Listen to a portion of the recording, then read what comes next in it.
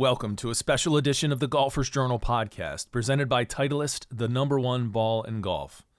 Now here's part 2 of Red, White, Black, and Blue, written and narrated by Broken Tea Society member Chandler Withington.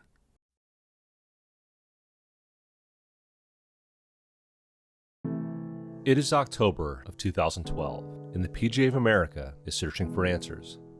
Team USA has just been defeated on home soil at Medina, a second consecutive loss. But it wasn't just that they lost, it was how they did it. The Americans surrendered a 10-6 lead during Sunday singles, a format they typically thrived in. It was the same deficit the Americans climbed back from in their legendary 1999 victory at Brookline.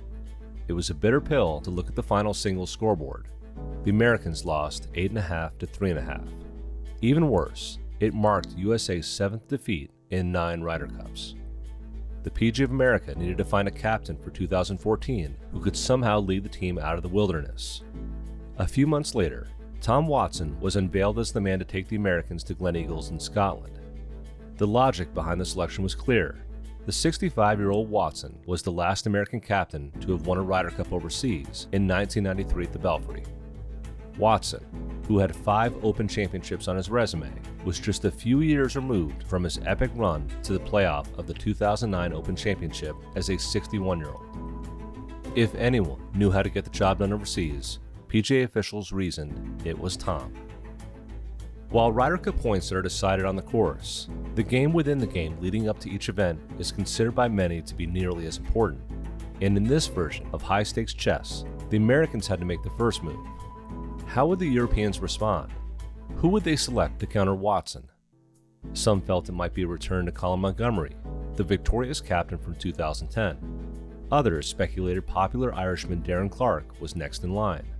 But neither man got the call. Observers on both shores were surprised to see Paul McGinley get the nod. When it came to individual resumes, it wasn't even a conversation. Watson was an 8-time major champion with 39 career victories and who was inducted into the World Golf Hall of Fame in 1988. He had played on 3 Ryder Cup teams, helping lead the U.S. to 2 wins and 1 tie. McGinley, on the other hand, had 10 career wins, and his best ever finish in a major was T6. However, McGinley had been an integral part of 3 victorious European Ryder Cup teams and had won the clinching point at the Belfry in 2002. Still, this appeared to be a David versus Goliath matchup before the teams were even named. From the 1 year to go press conference, McGinley and the Europeans appeared to be outclassed by Watson and the Americans. But if we have learned anything from watching the Ryder Cup over the last 40 plus years, it's that appearances are often deceiving. Hi, I'm Chandler Withington, and in 2016, I was the head golf professional at Hazeltine National and a consultant to the winning American side. That year, I got to see behind the curtain of how Ryder Cups are won and lost. In part 1 of this limited series with the Golfers Journal, we looked at the simmering animosity between the American and European teams, tracing it all the way back to 1985. Today, in part 2, we'll unpack the recent changes in team philosophies within the US and European locker rooms and how these philosophies have created 2 completely different team styles. So let's dive in.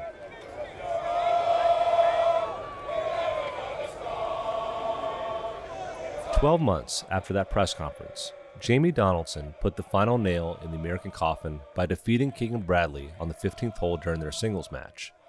The final score was 16.5 to 11.5, but it was never even that close. The Americans appeared defeated from the opening tee shots, which Webb Simpson popped straight up in the air. At the closing ceremony, it was a tale of 2 cities. The Europeans were glowing, having won their 3rd consecutive cup. Across the way, the Americans were a sorry bunch. The body language wasn't just one of defeat. It also seemed to carry discontent and frustration, which would lead to one of the most memorable press conferences in this competition's history. At one side of the dais, in front of the assembled media, sat Captain Tom Watson. At the far other end sat Phil Mickelson, the most tenured player on the American team, and he was boiling. Mickelson had been benched by Watson during the entirety of Saturday, and it had come to light that Mickelson hadn't been told directly by Watson, but rather by text.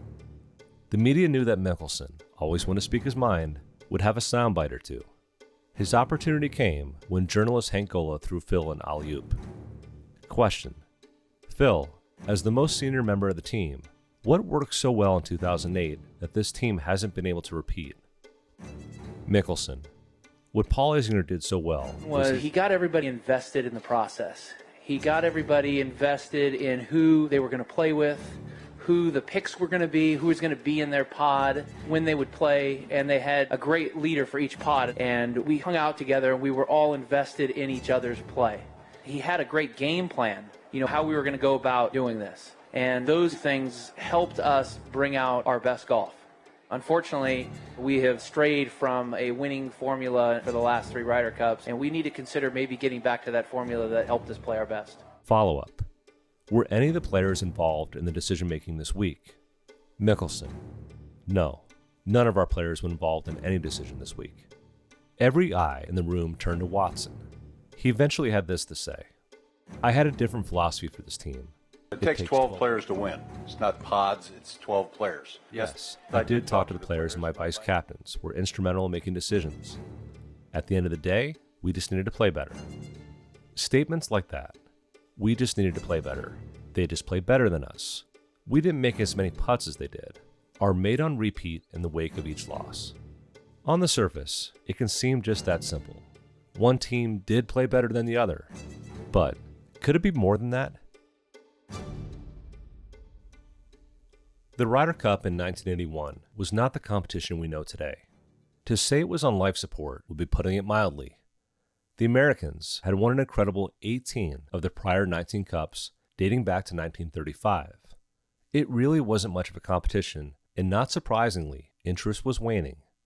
The 1981 Ryder Cup was not even on broadcast television in the U.S. 2 years later, in 1983, only the final 4 holes on Sunday were on TV. Corporate support on both sides was drying up.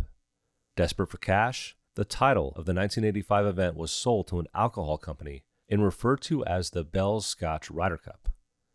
As the Europeans did everything they could to save their team, and really the entire event, the European tour turned to the one person it felt could lead a revival: Englishman Tony Jacklin.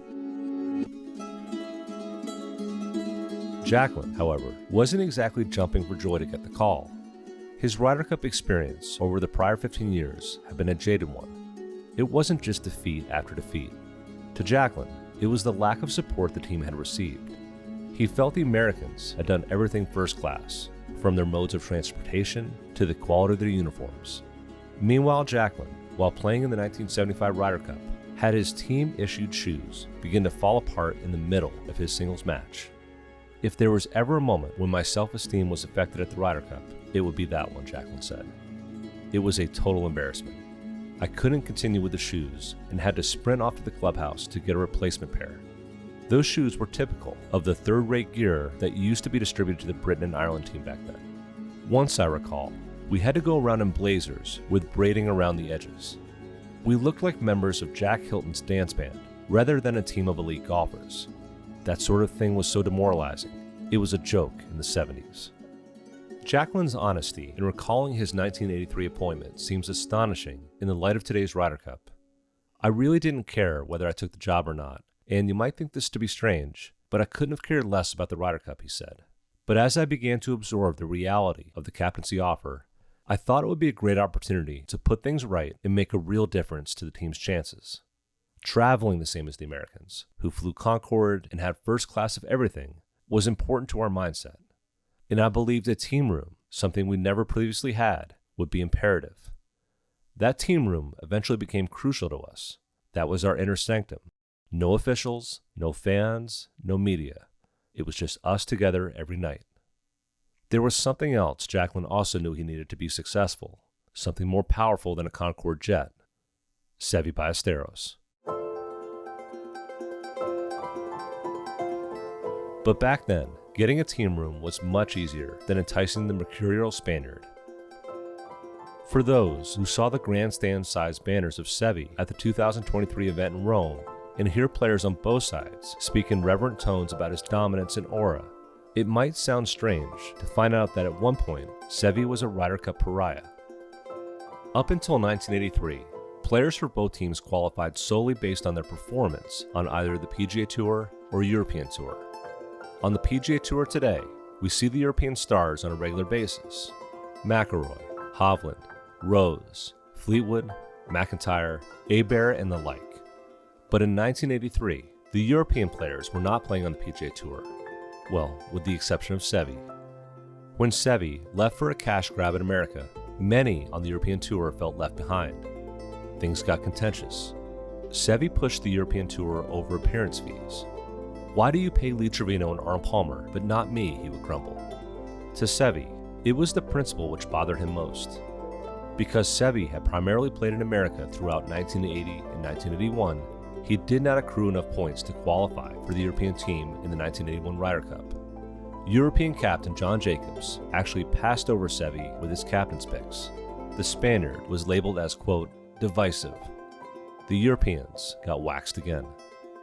2 years later, Jacklin made it clear to Seve, "Not only do I need you, but I will also create a way for you to be on the team, regardless of how many points you accrue through the European Tour.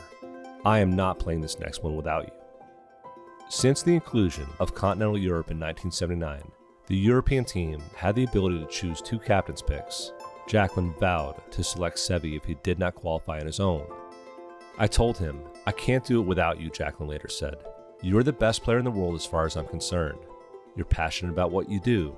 I'm passionate about the fact that I think we can make a difference and beat the Americans.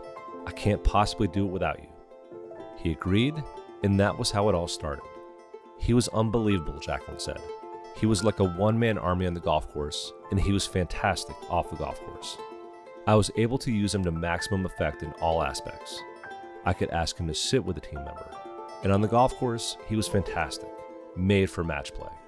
Seve was central to all of that. Every general has to have a leader on the field, and Seve sure as hell was spectacular. It was a great time." What made Ballesteros so great, Jacklin said, was his ability to bring out the best in his partners. "My problem wasn't with Seve, but who to play with him," Jacklin said. They were in awe of him. Who wouldn't be intimidated? Jacklin found an unlikely solution that is still reverberating today. From Jacklin, Paul Way was a young kid, still young enough to think he was going to be better than Seve. He was a cocky little bugger and wasn't intimidated to be put with Seve. But the interesting part was Seve. Another player had come up to me and said, "I think you better talk to Seve." So I took Seve to one side, and I could see there was something he wanted to get off his chest. I said, "Seve, do we have a problem?" He said, "Well, this boy Paul Way, I feel like I have to hold his hand all the time, telling him what club to hit. I feel like his father." I said, "You are his father, Seve. You are. In here." And I pointed to Seve's head. "That's exactly why you're bloody paired together. Is that a problem?" And Seve looked at me. It was like a penny dropped. He said, "No, for me, it is no problem." Seve and Paul Way would go on to a 2-1-1 record as a pairing, defeating the pairings of Ray Floyd and Curtis Strange, and Tom Watson and Bob Gilder along the way. Jacklin's ability to get his top player to buy into his role, to get Seve to mentor a young player, to remove ego from the equation, was the key for the European Renaissance. And that is a culture which has been handed down to every European team over the last 42 years. As for the Americans, let's take a look at 2007. They had lost 5 of the previous 6 Ryder Cups, the prior 2 by the same lopsided score of 18.5 to 9.5, and found themselves in search of solutions. Heading into a home match at Valhalla in Louisville, Kentucky, the PGA of America began its search for the next captain, but a former Team USA player found them first. Around this time, while sitting on his couch and too lazy to change the channel, Paul Azinger's television began to play a documentary on Navy SEALs and how they train. One of the SEAL officers explained the strength of the Special Operation Forces. "We break the men into small groups," he said. "That's the core. Those guys eat, sleep, and train together until they know what the others are thinking." Azinger was now sitting upright on his couch as the officer continued. "Every man knows what his fellow SEAL is going to do before he does it. They bond with each other in a way that you can't understand if you've never been there before." Azinger had his epiphany. "In the Ryder Cup," he later said, "we've been trying to get 12 guys to come together as a team when it might work better to break them into smaller units like the SEALs. In October of 2007, Azinger took his plan to the PGA.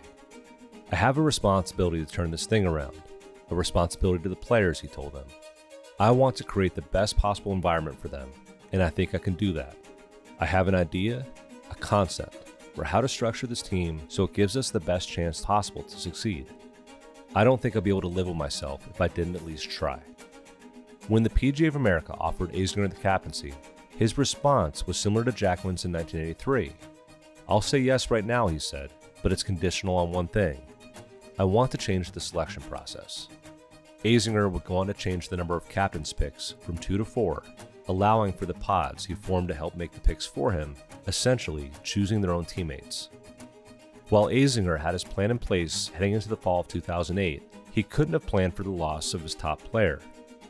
Shortly after winning the U.S. Open at Torrey Pines, world number 1 Tiger Woods opted for knee surgery, ending his season and any chance of playing in the Ryder Cup. Undeterred, Azinger believed his structure could hold up with unheralded names such as Anthony Kim, Kenny Perry, Boo Weekley, J.B. Holmes, Chad Campbell, Hunter Mahan, and Ben Curtis. It all came to fruition in an American victory.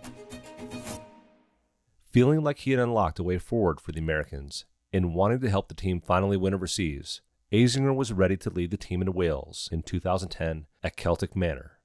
However, he was late in expressing that enthusiasm, and the PGA of America had already made a commitment to Corey Pavin. The PGA felt there were more potential captains than there were Ryder Cups, and others needed a turn. While true, the questions began in the media and within American circles. Sure, there were many qualified Americans in line to be captain, but did the PGA not recognize what they had in Azinger? Didn't Jacqueline captain for 4 straight European teams and establish the culture that led to so many more victories? Whatever magic Azinger's structure had created quickly dissipated in Wales. The Americans went on to lose the next 3 Ryder Cups, culminating in Mickelson's comments at Glen Eagles. So going back to the old trope, did the Europeans simply play better? Or is there more to it? Does the captain play a bigger role than just choosing the pairings? And how important is culture? Let's begin by taking a closer look at Irishman Paul McGinley, the wee David to Tom Watson's Goliath. In 2020, McGinley authored a book titled Landscape of Success. In it, McGinley provides a remarkable look behind the curtain at what really happened with Team Europe. The book is filled with inspirational images McGinley provided to players to get them to elevate their play. To get a snapshot into the soul of the book and McGinley's philosophy on being a Ryder Cup captain, here are a few of the chapter titles. Ruthlessness of purpose. Excitement, not fear. Hunter, not hunted. Be the rock when the storm cometh. Relentless, wave after wave. And heart engagement. When you watch McGinley on Golf Channel's Live From, when it comes to the Ryder Cup, he often says that the Americans have yet to, quote, connect with the heart, which he feels is essential to any team's success. As the Americans assessed the wreckage of 2014, it became clear that one team was fully engaged by its captain, and another side felt alienated by theirs. On Sunday night of the event, the Americans attempted to give Tom Watson a replica of the Ryder Cup trophy. Watson immediately dismissed it, informing his team, "I want the real thing." Watson continued with a scathing criticism of nearly the entire team. When he was finished, it was Mickelson, who had been benched the entire day, who came forward in an attempt to revive the morale of the team. But by then, it was too late. Following Europe's 2023 win in Rome, a documentary titled Una Familia was released, giving us yet another glimpse into an element of Europe's secret sauce: vulnerability. European captain Luke Donald went to great lengths to create an environment where the players on the team felt they could be open and vulnerable with each other. In a sport where it is every man for himself from week to week, showing any kind of weakness can be the ultimate kryptonite. In the documentary, John Rahm shares how important it was for each player to check their ego at the door, to do what's best for the team. In a team setting, once one person is willing to let their guard down, others will follow. And when it happens, a team is immediately bonded. they became something closer to family. In 2024, Netflix released a documentary titled The Greatest Night in Pop. It tells the story behind the creation of the 1985 song, We Are the World.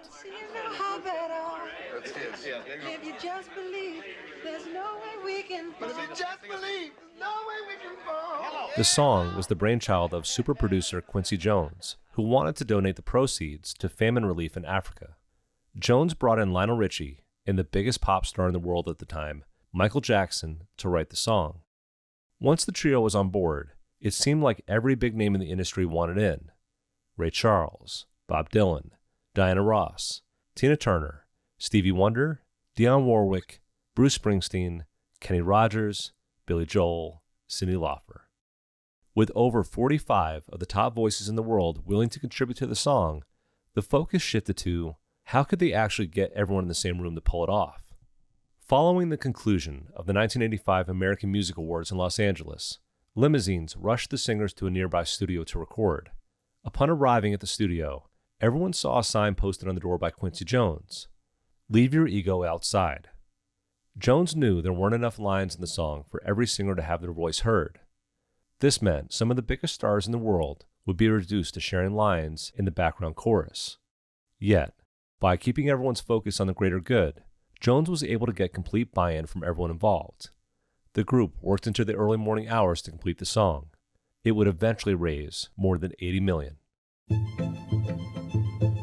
In 2017, author Sam Walker released a book called The Captain's Class, with the subtitle, The Hidden Force Behind the World's Greatest Teams. Walker took a similar approach to Jim Collins' best-selling book, Good to Great, to try to understand what made sports teams great. Walker discovered that the most successful teams have what he refers to as, quote, the glue component. Walker defines glue as an intangible quality that fuses a team together. He felt togetherness was critical. Quote, it's the glue that supposedly prevents teams from splintering into cliques or being torn asunder by egos. In giving thought to who were these glue guys for Team Europe, it didn't take me long to see it. In 2023, Justin Rose was the most senior player on the team. A member of each team since 2008, he had certainly earned a right to be selective in who he would be paired with. Yet, it was Rose who would welcome rookie Bob McIntyre into the team and be paired with him in the afternoon foursome matches on Friday and Saturday.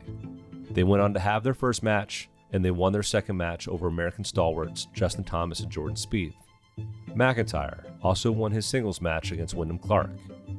Is it this loss of self, this willingness to do what is best for the team, the checking of the ego that has made Team Europe so successful over the last 40 years?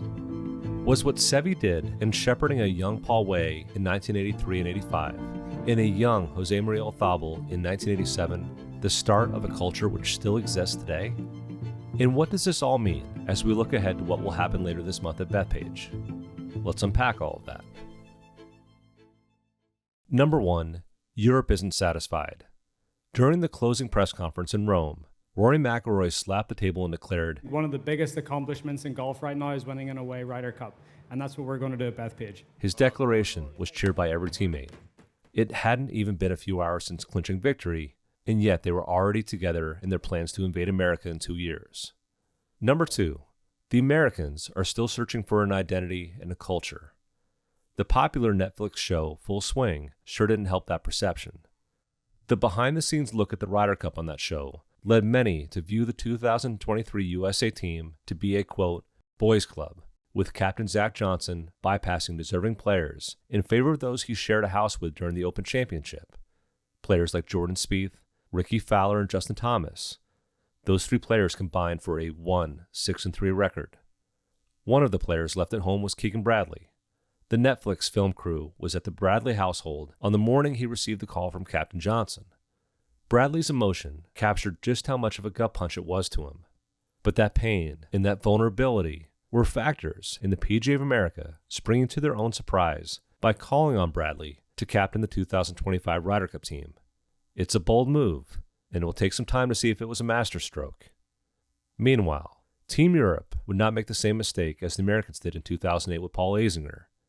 Recognizing what they had in Luke Donald, they immediately locked him into captain again in 2025. Number 3, Pay to play. Reports surrounded the American team that there was dissension within the ranks. Players were unhappy about not being paid to play in the Ryder Cup. In December of 2024, reports began to surface that the PGA of America had acquiesced and had reached an agreement to pay the players $500,000 each, with $300,000 going towards a charity of their choice and a $200,000 stipend. The Europeans loved this news, of course. Immediately, they began to remind everyone they need to be paid to play in the Ryder Cup. We would pay to play in a Ryder Cup. In 2009, best-selling author Simon Sinek released his viral book and approach, Start With Why. In 1983, Europe found their why, and through Walker's glue component, they have handed it down and strengthened their culture from cup to cup. It's been a bumpier road for Team USA, but in 2016 at Hazeltine, I was fortunate to see an example of how the Americans found their why. On Sunday night before the start of Ryder Cup week, I had just walked into the back of the ballroom at Hazeltine. We're at the podium to address the many volunteer chairpersons. A member came over to me and put his phone directly in front of my face. It was a tweet from 1 minute prior. Golfing legend Arnold Palmer has just passed away at the age of 87. Things began moving quickly. Rich Lerner and the wonderful cast from Golf Channel's Live From were racing to Hazeltine to go live and cover the life of the man who'd started the Golf Channel in 1995. Over the course of the next 5 hours, finally culminating around 1 a.m. local time, I stood on the other side of the camera and listened as players from around the world called in to talk about the life of an extraordinary man. Fred Couples broke down at one point, had to hang up to compose himself, and called back much later to finish his story. Lerner did an outstanding job covering the player resume of Palmer, but when players called in, not a single one spoke about a victory or a shot played. Rather, they all spoke in reverence about how one of the game's most iconic players made them feel. Gentlemanly gestures touched them. It changed the tenor of the week, especially on the U.S. side. Yes, the Ryder Cup was one of the biggest stages in golf. Everyone knew how important winning was. And those around the team also talked about when our time is up in this world, it will not be the wins and losses that people remember most. It felt as if the team had been given a greater purpose. The one example of this that stuck with me the most came at the conclusion of the event. Team USA had gained back the Ryder Cup in convincing fashion, winning 17-11. With the closing ceremonies and press conference in the books, everyone was back in the team room packing up their lockers and preparing to head back to the hotel for the celebration. Then Vice Captain Tiger Woods asked if he could address the team. They stopped what they were doing and Tiger said, "Hey, tonight, when we get back to the hotel, let's really stay up late and enjoy this one." After a few seconds, the team began to laugh as if to say, "Did you really need to tell us that?" But Tiger wasn't laughing. He continued, "You know, when I think back to Brookline in 1999, it was only my second Ryder Cup. We cap off the comeback win, head back to the hotel for the dinner and the party, but this week just takes it out of you. By around 10, I snuck out and went back to my room to sleep. Within the hour, someone is banging on my door. It was team only on our floor, so I know it's one of you guys. And whoever it is, they aren't going away."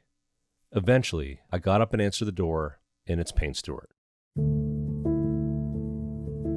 With a big smile on his face, Payne says, "What are you doing?" I said, "Sleeping." Payne replied, "We'll wake up and get dressed and get back downstairs." "No, you guys go ahead without me." Payne said he wasn't leaving without me. "Payne, what's the big deal?" "Tiger, the big deal is you never know if you'll get a moment like this again, so you make it last as long as you can." I told him, "Payne, we're going to win this thing every 2 years." And he said, "You don't know that. Now get dressed, let's go." Then Tiger looked back to the team and continued, "You know, I'm so glad Payne came back to get me that night. I will always remember that team, and Payne was right. I never played on another winning Ryder Cup team, and we lost Payne a month later." The Americans weren't laughing anymore. They understood the message. One by one, they all came to shake Tiger's hand and assured them they would make the night last. And yet, that feeling of that moment didn't carry over to Paris 2 years later. The Americans still seemed to be in search of a consistent culture, relying mostly on talent and not as much on the inspiration they felt in the moments of perspective, such as when Arnold Palmer passed away or from what Tiger shared that Sunday night. It's been a roller coaster, with some years the team atmosphere approaching something that looks like a winning culture, only for it to splinter, sometimes as soon as the following competition. Is Keegan Bradley the catalyst for a USA culture change? Will he be a Tony Jacklin, or a Paul Azinger, or a Paul McGinley? Or will he be closer to a Tom Watson? One thing's for sure, the entire golf world will be watching when that first ball launches into the sky above Bethpage Black on Friday morning. Thanks for listening, everyone. The Golfers Journal has been proudly reader-supported since 2017, so if you enjoyed this podcast, we hope you'll consider becoming a Broken Tee Society member by subscribing at golfersjournal.com. And whichever team you're pulling for, we hope you have a great Ryder Cup.